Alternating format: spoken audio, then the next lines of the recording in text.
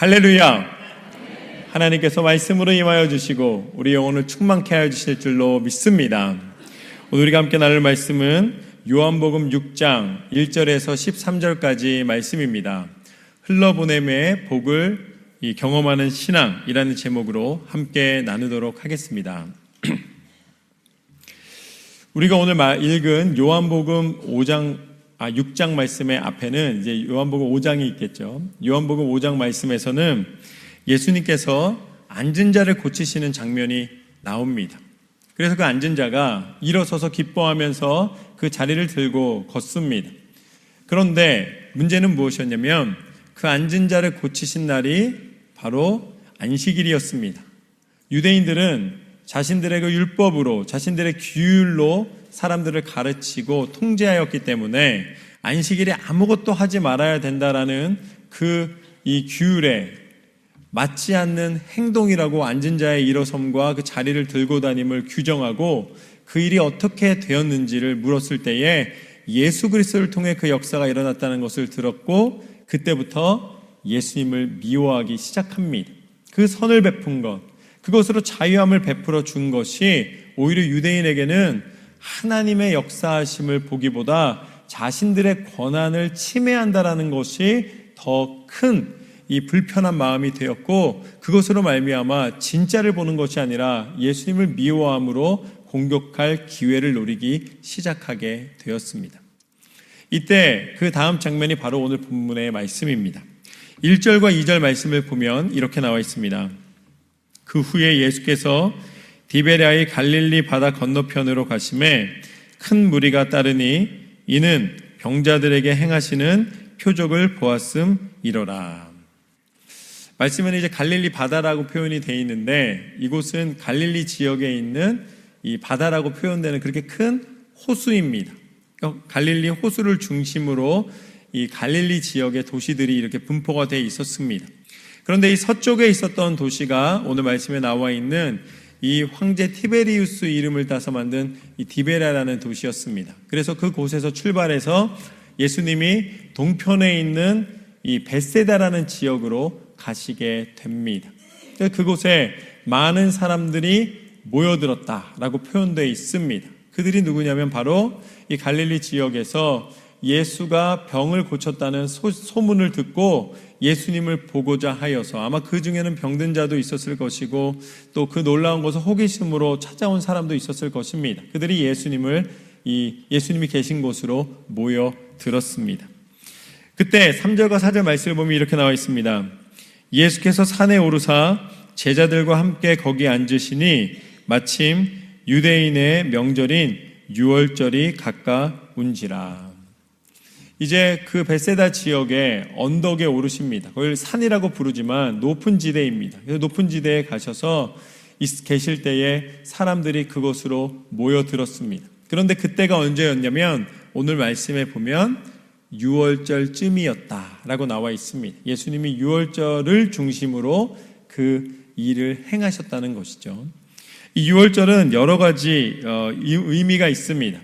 그 중에 이제 오늘 말씀 속에서 제가 두 가지를 찾아보면은 이제 예수님께서 공생애를 시작하시고 하늘의 비밀을 알리시고 회개의 복음을, 천국의 복음을 선포하시기 시작하셔서 십자가를 지시기까지 그 3년이라는 공생애를 지내셨는데 성경에는 어느 곳에도 예수님이 3년 동안 행하셨다라고 나와 있는 것이 없습니다. 그런데 요한복음에 보면은 2장 말씀에 보면 예수님이 그 6월절에 성전에 모여있는 사람들이 이 장사하려고 상을 펴놓은 것을 보시면서 그것을 기뻐하지 않으시고 상을 엎으시며 그곳에 장사하는 사람들을 성전에서 쫓아내시는 장면이 나옵니다. 그때가 바로 6월절이었습니다. 그리고 두 번째는 오늘 말씀 6장 말씀에 보면은 바로 이 6월절에 예수님의 행하심이 기록되어 있습니다. 그리고 요한복음 11장에서 13장까지 말씀을 보면은 이 죽은 나사로를 살리시고 또 이 마리아가 와서 예수님의 발에 이 향유를 붓고 머리털로 그것을 씻으며 십자가를 예비하는 장면이 나옵니다. 그래서 예수님이 2장과 6장과 이 11장, 이 10장부터 11장까지, 11장부터 13장까지 나오는 이 장면을 보면서 세 번의 유월절을 통해서 예수님이 3년 동안 공생애를 하셨다라는 것을 우리가 알게 되는 것이죠.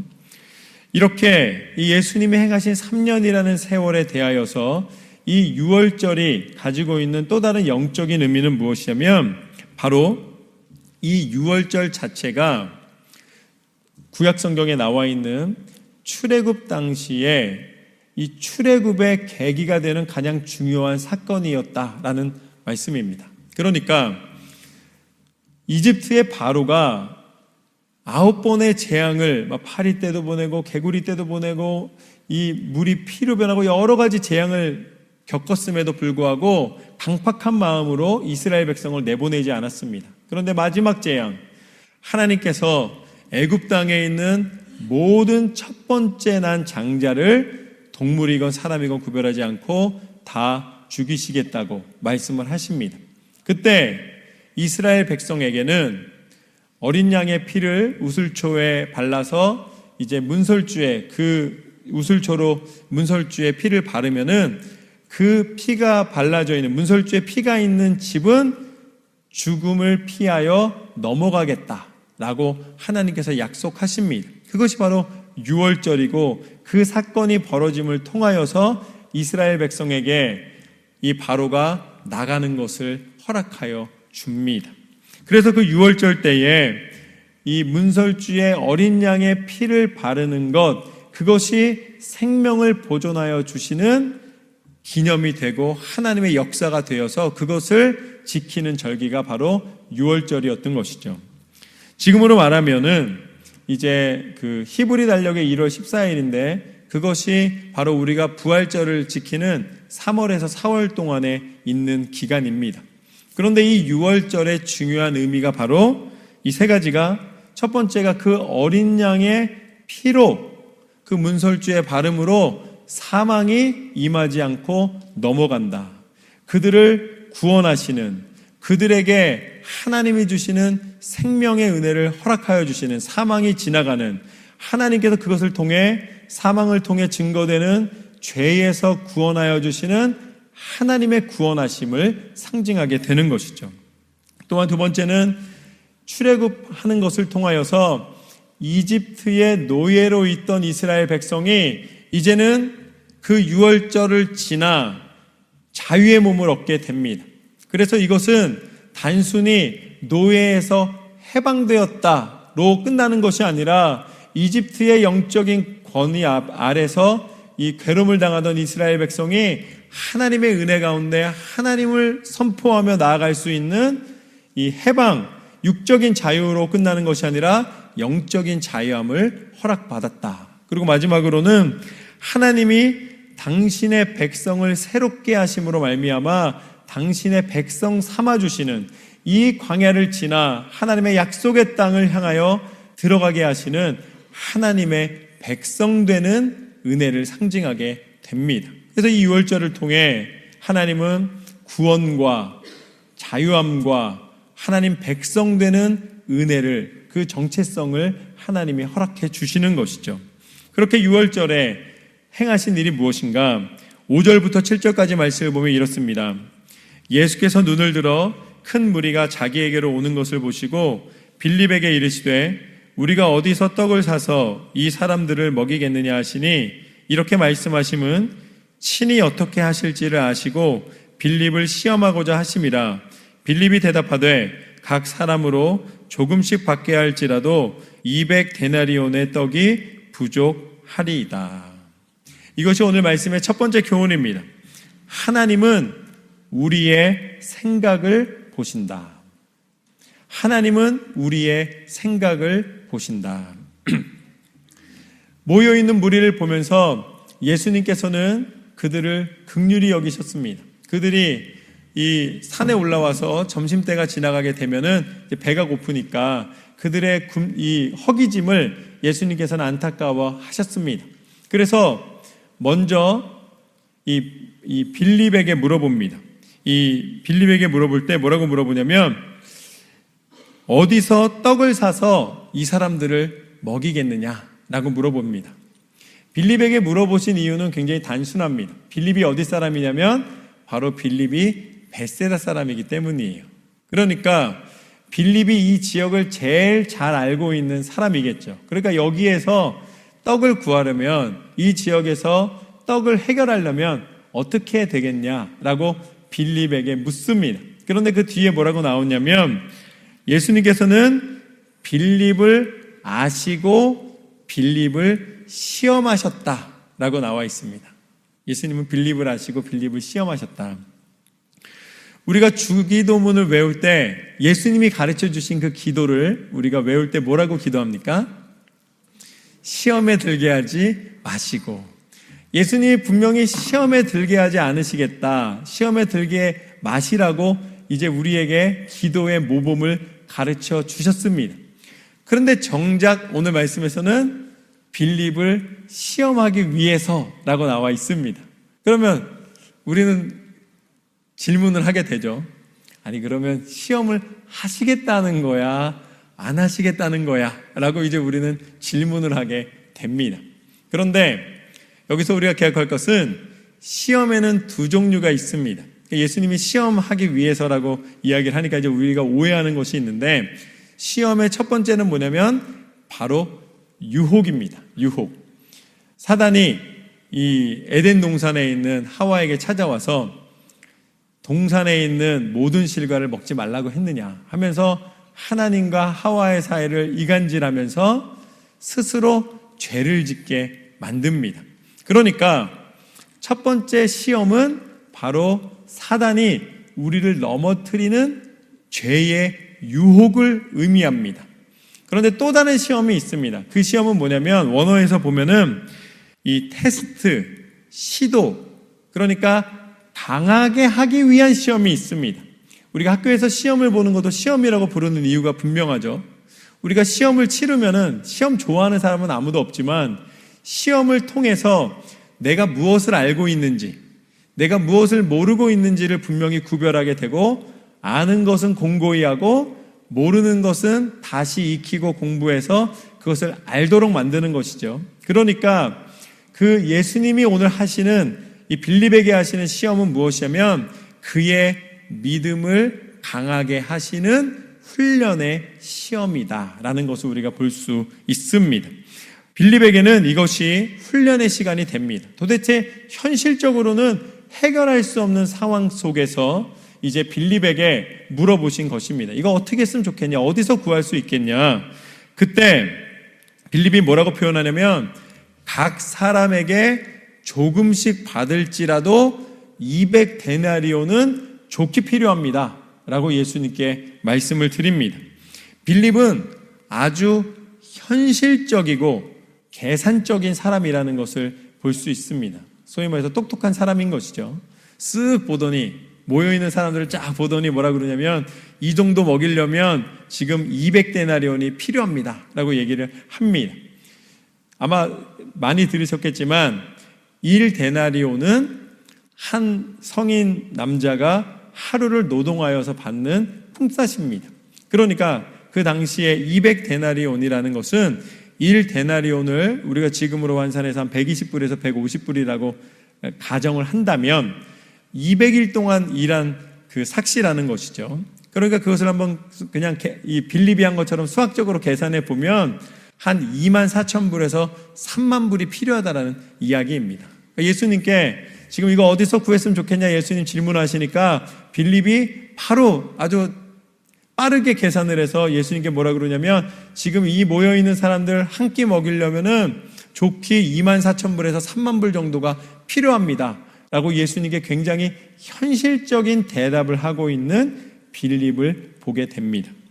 그때 이 예수님께서 다시 안드레에게 또 물어보십니다. 이제 안드레와 함께 이야기를 하십니다. 이 9절 말씀에 보면은 이 안드레가 이렇게 대답을 합니다.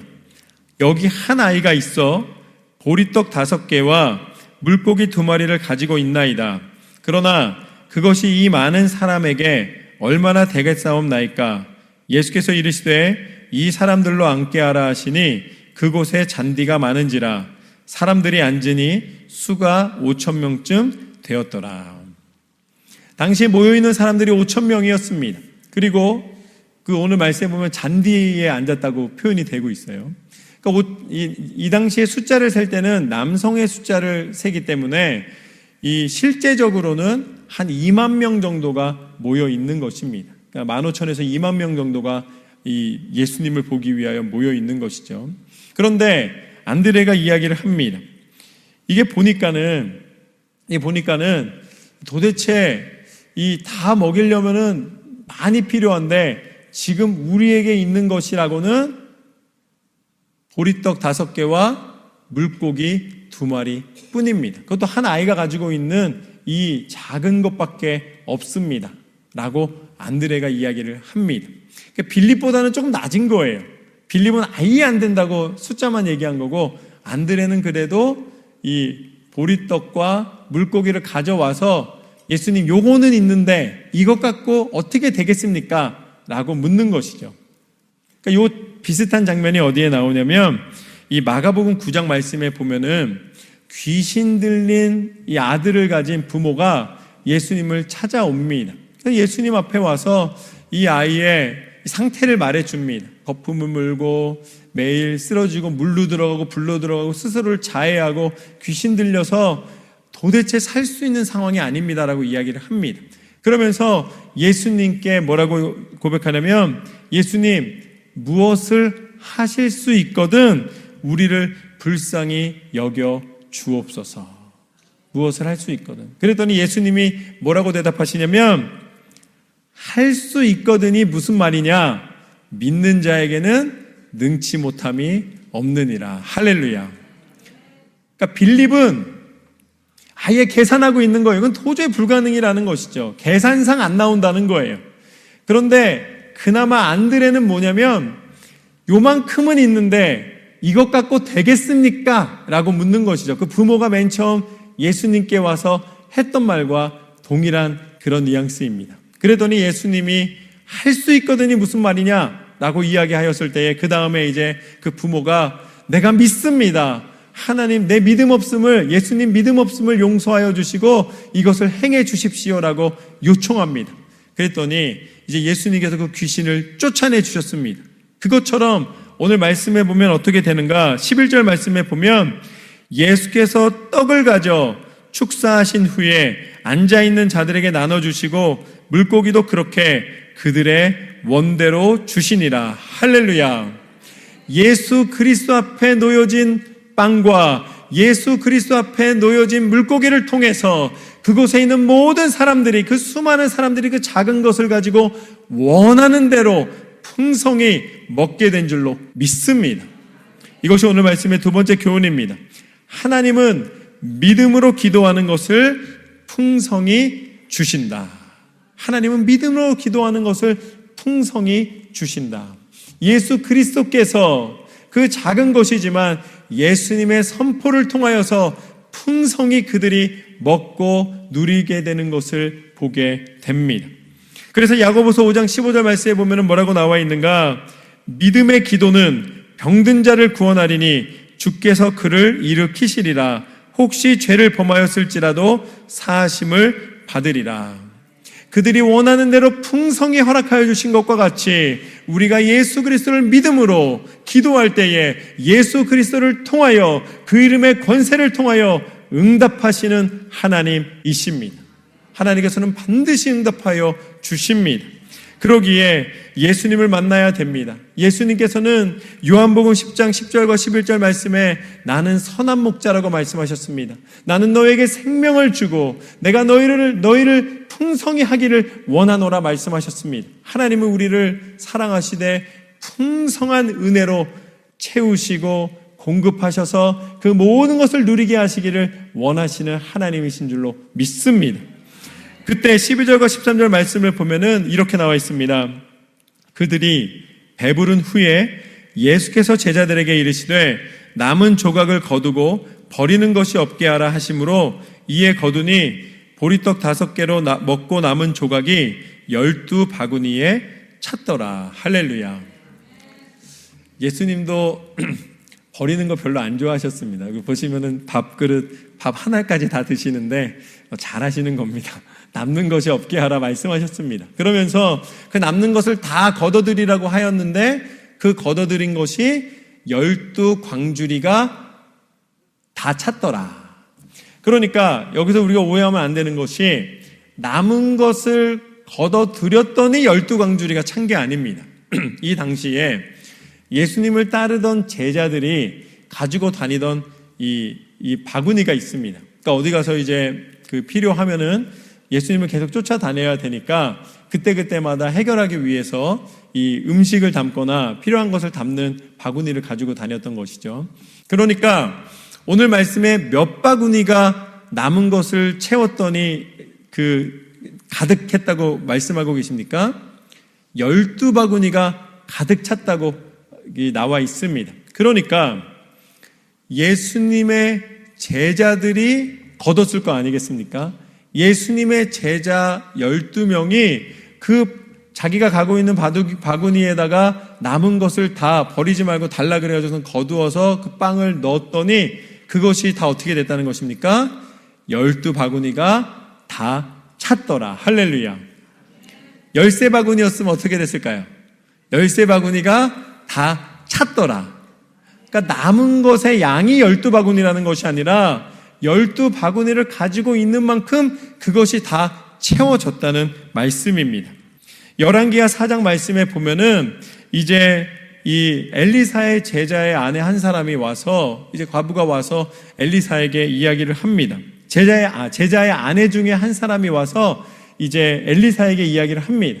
우리가 이제 먹을 것이 없어서 죽게 됐습니다. 이것을 어떻게 했으면 좋겠습니까? 그랬더니 엘리사가 그 여인에게 가지고 있는 그릇을 다 앞으로 가져오라고 이야기를 합니다. 그랬더니 그냥 그것만 가져오지 말고 옆에 집에 가서 빌려서라도 그릇을 다 가져오라고 이야기를 합니다. 그 다음에 이제 한 병에 있는 기름을 그곳에 따르기 시작하는데 한 병에서 따른 기름이 가지고 있는 그 눈앞에 놓여있는 모든 그릇을 다 채웠더니 그때 멈췄다라고 나와 있습니다.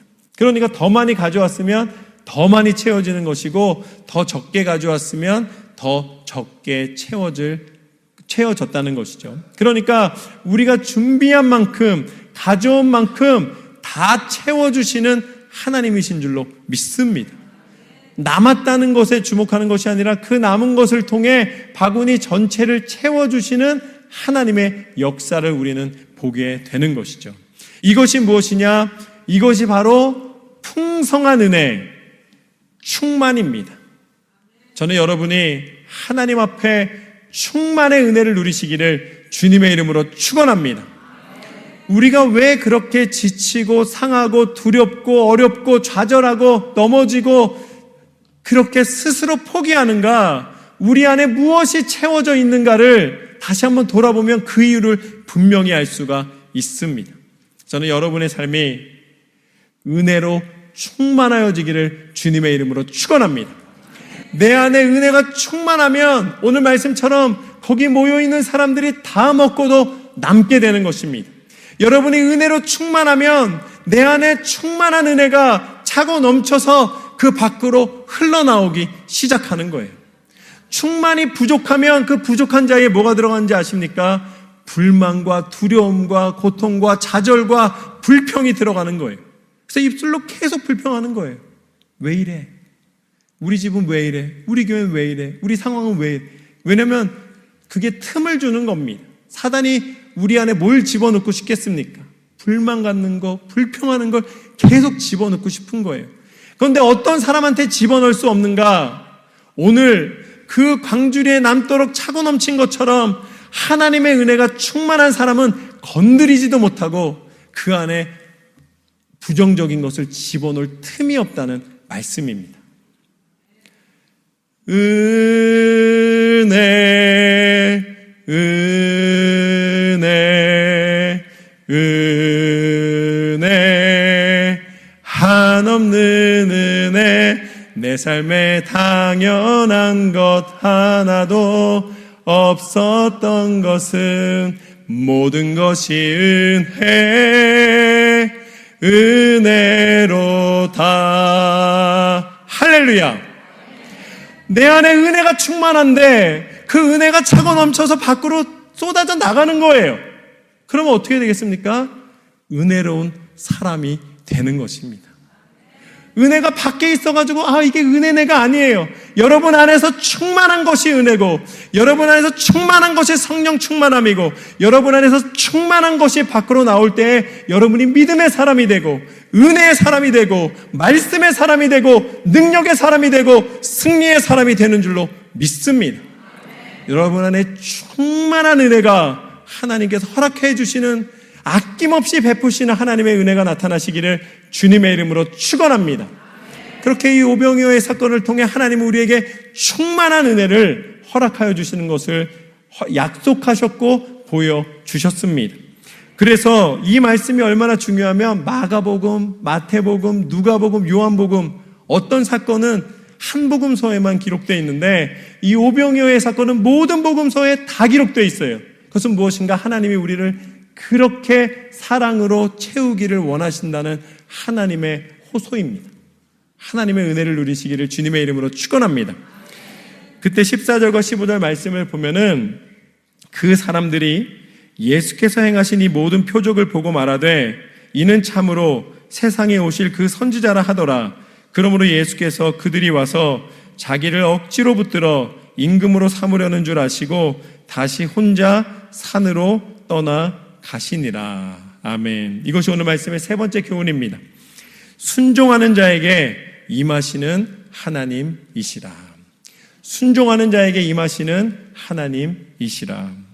사람들이 이 표적을 보고 예수님 앞에 놀랐습니다. 그래서 예수님의 그 행하심을 감탄하면서 자신들의 허기짐을 채워주는 그 사랑을 보면서 이제 오늘 말씀해 보면은 예수님을 이 왕을 삼으려 한다 라고 나와 있습니다. 그런데 예수님을 왕을 삼으려 하는 이유가 중요합니다. 오늘 말씀해 보면은 억지로 붙들어 예수님을 임금 삼으려 하였다라고 나와 있습니다. 이들이 예수님을 보면서 기억하는 장면이 있었습니다. 예수님의 그 떡을 먹이시는 장면을 보면서 그들의 머릿속에는 갑자기 짠 하고서는 등장한 거예요. 그게 무엇이냐면 바로 모세와 같은 하나님의 지도자구나 라고 여긴 것입니다. 그런데 그게 좋은 의미에서 모세가 아니라 모세가 출애굽한 다음에 이 배고픈 이 굶주림을 호소하는 백성들의 소리를 들으면서 그들이 뭐라고 그랬냐면 우리를 차라리 이집트에서 데려 나오지 말지, 거기 있었으면 굶어 죽진 않았을 텐데 이 광야에서 우리를 굶어 죽이려 하냐고 불평과 원망을 하던 그들에게 이제 하나님 앞에 하나님 이 백성들의 이 불평하는 모습을 하나님 듣고 계시지 않습니까? 라고 하였을 때 하나님 무엇을 주십니까? 만나와 메추라기, 만나를 보내주십니다. 그랬더니 또 계속 만나를 먹었더니 그게 떡이었잖아요. 떡만 먹으니까 너무 힘들다고 하나님 앞에 고기 먹고 싶다고 이 쪼르니까 어떻게 합니까?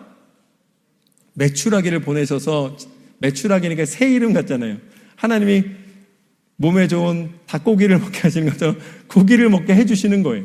그러니까 모세를 보면서 이 사람이 우리가 기다리던 우리의 가난함과 우리의 굶주림을 채울 수 있는 사람이구나.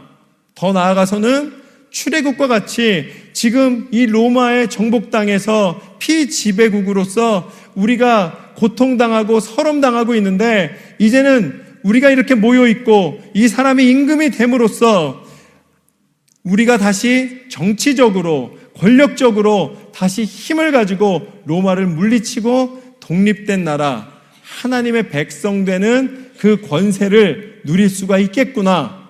그래서 통치적 권력적 메시아로서 예수님을 보고 억지로 붙잡아 임금 삼으려 하고 있는 것입니다. 그러니까 예수님의 행하심을 순종하고 예수님의 행하심을 보면서 따르려는 것이 아니라 예수님을 통해서 자신들의 인간적인 욕심을 채우려 하는 것이죠. 우리가 왜 기도를 하는가? 내가 기도하는 것이 내 인간적인 욕심을 채우기 위함인가? 우리는 돌아보아야 한다는 것입니다. 그것이 마치 보기에는 굉장히 그럴싸해 보입니다. 예수님을 높여드리는 것처럼 보여요. 예수님을 통해서 그를 임금 삼고 예수님의 그 통치하심을 인정해드리는 것처럼 보입니다. 그러나 그 이면에는 그들의 욕심이 움직이고 있다는 것이죠. 그러나 오히려 예수님은 그 자리에서 자신이 명성과 권력과 능력을 취하는 일에 마음을 두지 않으시고 오늘 말씀에 보면 뭐라고 나와 있습니까? 홀로 자리를 피해서 머무셨다는 것입니다. 예수님이 홀로 조용한 곳에서 기도하고 계시는 것이죠. 우리 신앙의 모습이 무엇인가를 보여주고 계신 것입니다. 우리가 세상에 헛된 것을 쫓는 삶이 아니라 하나님께서는 예수 그리스도의 그 말씀을 통해 그 행하심을 통해 오히려 하나님이 보시는 은밀한 자리, 하나님 앞에 기도의 자리, 하나님을 깊이 만나며 하나님과 교제하는 그 자리를 기뻐하시고 은혜 가운데 함께하여 주시는 줄로 믿습니다. 예수님을 닮은 모습으로 살아간다는 것은 우리의 자랑과 우리의 나타냄이 아니라 오히려 은밀한 곳에서 하나님 앞에 내 마음을 드리며 겸손함과 또한 믿음으로 하나님을 바라보며 기도하며 행하는 삶인 줄로 믿습니다. 그러기에 누가 보는 자리에서 일하는 것이 아니라 누가 보지 않는다 할지라도 헌신하며 수고하며 하나님의 은혜에 감사하며 매 순간 승리의 믿음의 삶을 살게 하시는 줄로 믿습니다. 예수님께서는 그러기에 우리를 사랑하셨기에 신실하심을 나타내시며 마지막 순간까지 하나님의 뜻대로 순종하셨습니다.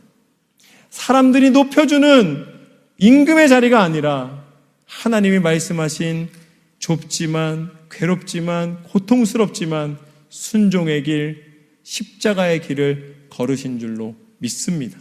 그리고 마침내 그 십자가 위에서 죽으심으로 말미암아 우리의 모든 죄를 대속하시고 우리의 모든 죄를 대신하시고 사망과 죽음의 권세를 깨뜨리시고 그 십자가의 죽음을 통하여서 우리 가운데 하나님의 자유하심을 허락하여 주셨습니다. 유월절 어린 양의 보혈이 되어 주신 것입니다.